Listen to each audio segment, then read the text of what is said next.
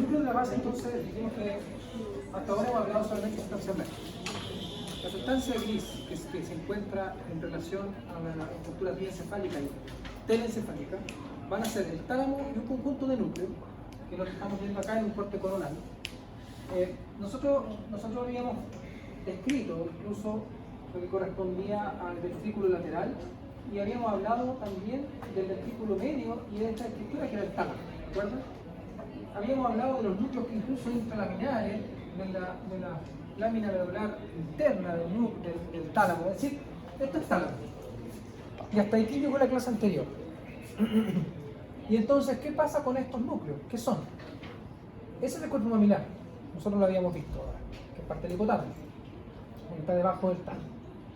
Pero mire, existe un conjunto de núcleos que se denominan cuerpo estriado, que son llamados núcleos de la base también, y que conforman lo que se denomina las vías extrapiramidales. Ahora se considera que hablar de vías extrapiramidales no está bien. ¿Por qué? Porque los núcleos de la base son más complejos que solamente el movimiento, pero son conocidos por refinar el movimiento y automatizar los movimientos. Nosotros lo habíamos hablado en algún momento, dijimos que básicamente un gato está comandado por vías extrapiramidales más que por su propia conciencia, ¿cierto? Entonces, si usted lo lanza al cielo, cae parado, y el gato, créanme, no tiene conciencia de cómo lo hizo. ¿Cómo hace eso? A través de vías que se denominan extrapiramidales. Y esas vías están comandadas por un núcleo que se denomina putamen, el putamen, globos pálidos, que son estos, que efectivamente son más pálidos que el putamen, siendo este el putamen, ¿cierto? Putamen, globos pálidos. ¿Por qué digo globos? Porque son dos.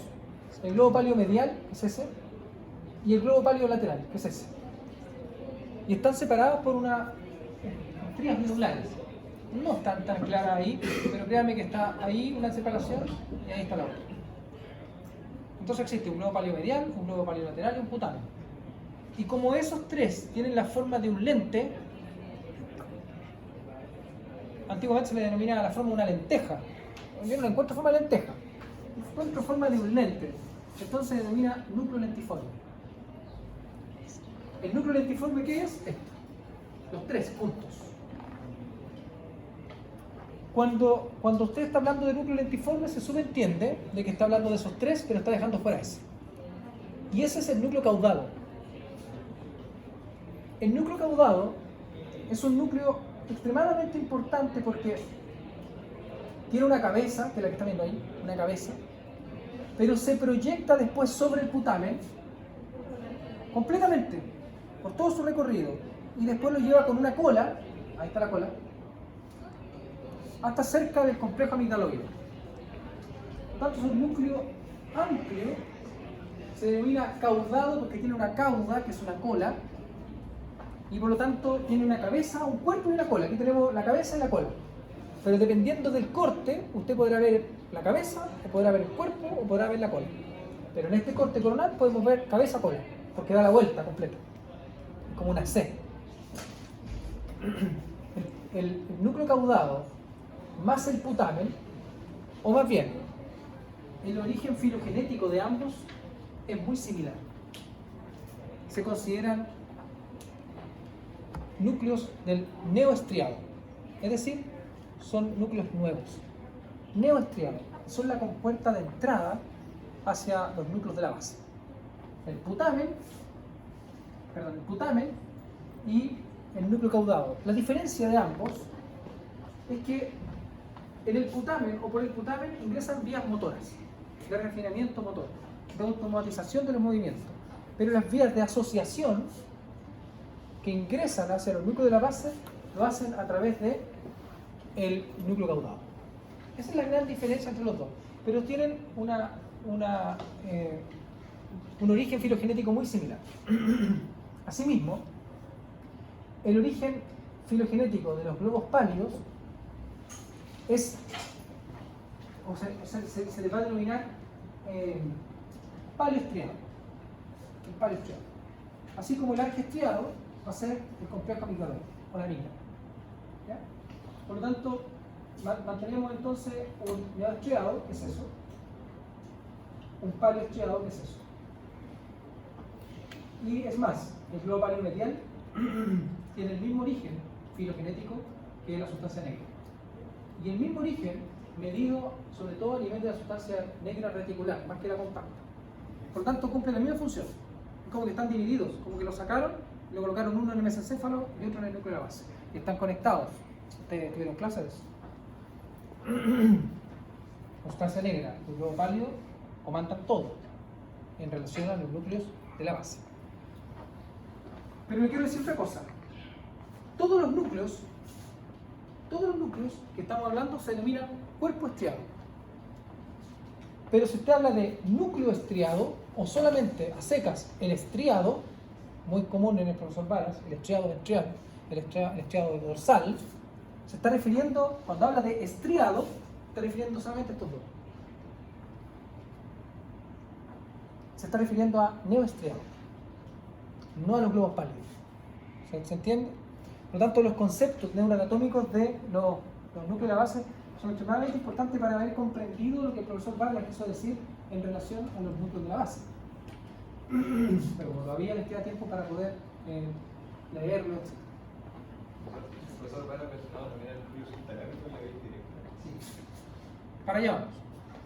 Bajo el tálamo existe un pequeño núcleo que es biconvexo, que se denomina núcleo subtalámico. El núcleo subtalámico también es paleoestriado, igual que como la sustancia negra. Y también forma el conglomerado de los núcleos de la base. Tiene una importancia bien fundamental porque se han visto situaciones clínicas por afección del núcleo subtalámico que son propias. De hecho, es poco lo que se sabe de estos, si no es mucho. Porque la mayor cantidad de investigaciones se han hecho en relación a lo que sucede cuando son afectados estos núcleos. Recién se está encontrando evidencia para decir que participan, por ejemplo, en la conciencia, en la toma de decisión, en el circuito de recompensa. Pero si del núcleo accumbens hay textos nuevos, de los años 80, nuevos, que dicen, y el núcleo accumbens es un área que no se sabe para qué sirve. Pero ahora se sabe, ¿cierto? De hecho, el profesor Vara hizo su tesis doctoral en el núcleo accumbens. ¿Qué es el núcleo accumbens? El núcleo accumbens es la interacción entre este núcleo y este núcleo. Porque en un punto se encuentran, y la cabeza del núcleo caudado y el putamen se relacionan y forman estriaciones. Ya sabemos que los núcleos no es que se comuniquen, porque no son fibras, ¿cierto? Pero en ese momento en que se encuentran los dos núcleos, se remarca otro núcleo que se denomina núcleo accumbens. Lo vamos a ver por ahí, debe tener una imagen. No es la imagen la más importante esta. Bien, pero mire, yo estoy hablando que todo esto, este conjunto de núcleos, más el núcleo subtalámico, más la sustancia negra, más la sustancia, o más bien el núcleo rojo, a pesar de que ese no forma parte exactamente de los núcleos de la base, sí interactúa con esto, y los núcleos del RAFE también. Pero les quiero decir que además están separados por estas estructuras que se denominan cápsulas, que nosotros dijimos lo que era una cápsula, ¿se acuerdan? Una cápsula es una estructura de sustancia blanca que separa núcleos. Por tanto, está muy bien puesto el nombre. Esta es la cápsula interna. Pero nosotros nombramos al principio de la clase la cápsula interna. Esta es la continuación de la corona radial. Y la cápsula interna tiene porciones. No es la mejor imagen porque este es un corte coronal. Pero si nosotros hiciéramos un corte de Fletching, veríamos que tiene brazos. Brazo anterior, brazo posterior, rodilla, etcétera, etcétera. Cápsula interna. Esta estructura, que está fuera del putamen, se le denomina cápsula externa. Y después hay una línea gris. Esa. El claustro. No se sabe para qué está el claustro. No se sabe. Sobre el claustro, la cápsula extrema. Pero miren, el claustro es parte del núcleo de la base. tiene el mismo origen filogenético del núcleo de la base. Normalmente en las clases de neurofisiología no se nombra, pero no se nombra porque no se sabe para qué es. Pero las nuevas investigaciones, ¿saben lo que dicen? Hicieron investigaciones para, estos son los lineamientos últimos. Lo único que se sabe es que tiene una interacción muy potente, este núcleo, con todas las áreas corticales del neocórtex. Con el único que no se integra son las paleocortezas. Pero un lobo frontal, un lobo parietal, el lobo occipital, el lobo temporal, todo llega al claustro. Entonces, las corrientes de investigación están diciendo que puede que sea la puerta de entrada a la conciencia. El claustro puede ser la puerta de entrada a la conciencia. Y hay investigaciones que lo relatan. Ahora, enfoca la evidencia todavía, como para poder hacer conclusiones, pero por lo menos ahora se sabe que podría tener algún tipo de función como involucrada en la conciencia. Miren, a nivel de la rodilla del cuerpo calloso, a nivel de la rodilla de la cápsula interna, que es esta área, en la separación que existe entre la cabeza del núcleo caudado y el tálamo, aquí, la separación ahí, existe un espacio que está lleno de está relleno por una vena separando del ventrículo lateral, que se denomina vena terminal, una lámina de sustancia gris que se denomina lámina afixa, que es esa laminita que se ve ahí, y lo que nosotros denominamos la estría terminal. La estría terminal es ahí dice respuesta entre ansiedad. La estría terminal también se sabe bien poco lo que hace. Si nosotros tuviéramos que observar dónde está la estría terminal, miren. Eso.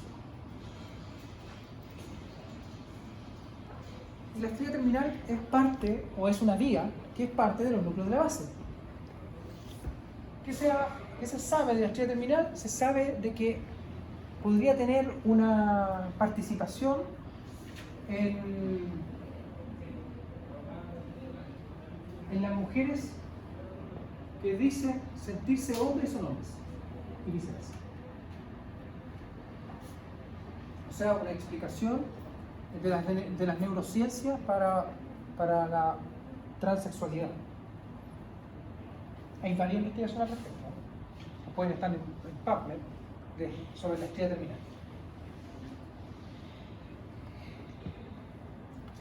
Entonces, miren, este a mí me gusta mucho más porque explica mejor lo que nosotros estábamos hablando. Esto es tálamo. Este es un corte, ¿cierto?, horizontal. Por lo tanto, esto es la cabeza del núcleo caudado. Si nosotros descendiéramos un poquitito más, veríamos que esta cabeza se une aquí, por el cutáneo. Y entonces veríamos el núcleo accumbens. Entonces este es el cutáneo. Entre los dos, estriado. El putamen con los globos pálidos, núcleo lentiforme. Claustro.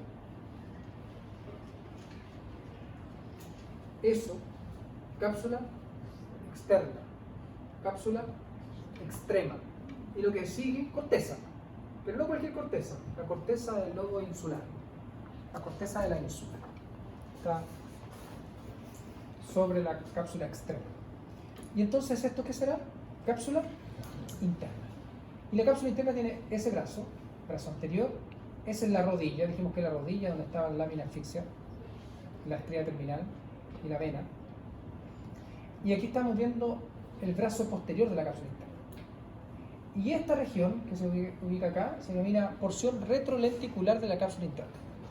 Y la porción retrolenticular de la cápsula interna es donde se llevan las vías de los cuerpos geniculados medial y lateral, o sea, radiaciones que son ópticas y acústicas. O sea, las vías que son acústicas y ópticas están aquí, por aquí pasan. Porción retrolenticular.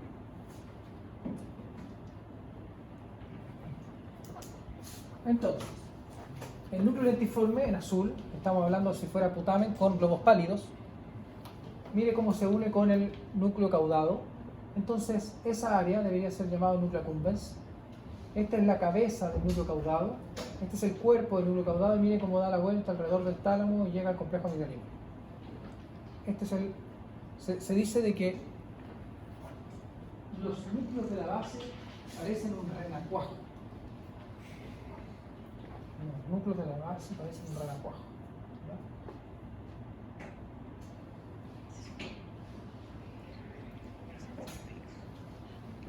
Ahí está, miren. Núcleo accumbens. Aquí estamos viendo el putamen. Y este es el núcleo caudado. Pero mire cómo se va produciendo puentes de unión entre uno y otro, que son estriaciones. Esto es el cuerpo estriado completo. Y el resto de lo que se ve ahí, ¿qué es?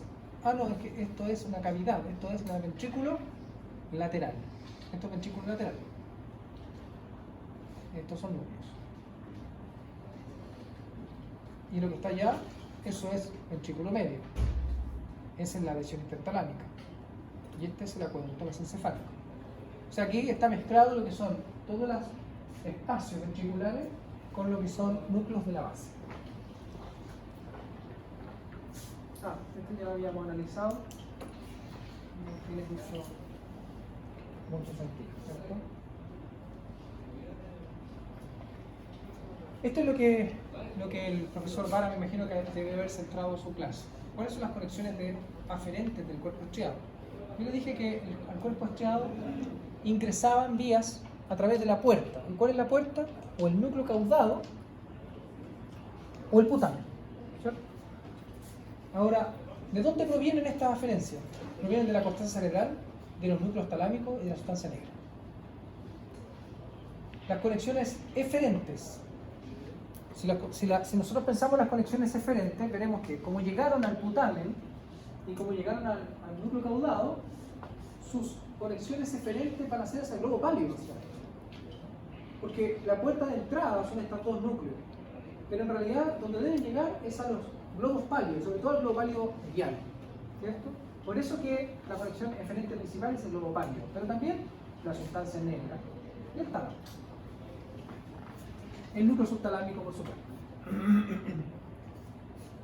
Esto es lo que estábamos hablando ahora, entre lo que es arquestriado, palioestriado y neoestriado. Pero ya usted lo entendió perfectamente. Cápsula interna. Aquí estamos viendo tálamo separado del núcleo lenticular a través de la cápsula interna, que estamos viendo las vías y los brazos que están en relación inferior al núcleo caudado. Si nosotros vemos esto como un acercamiento y haciendo diferentes vías, yo sé que no se van a acordar de todo, pero hay algo que sí deben manejar. El brazo anterior de la cápsula interna mantiene esta estructura.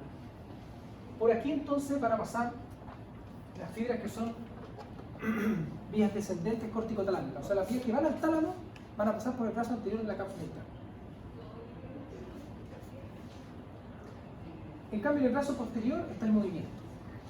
El brazo posterior de la cápsula interna mantiene la vía córtico-espinal, córtico-vulvar, etc.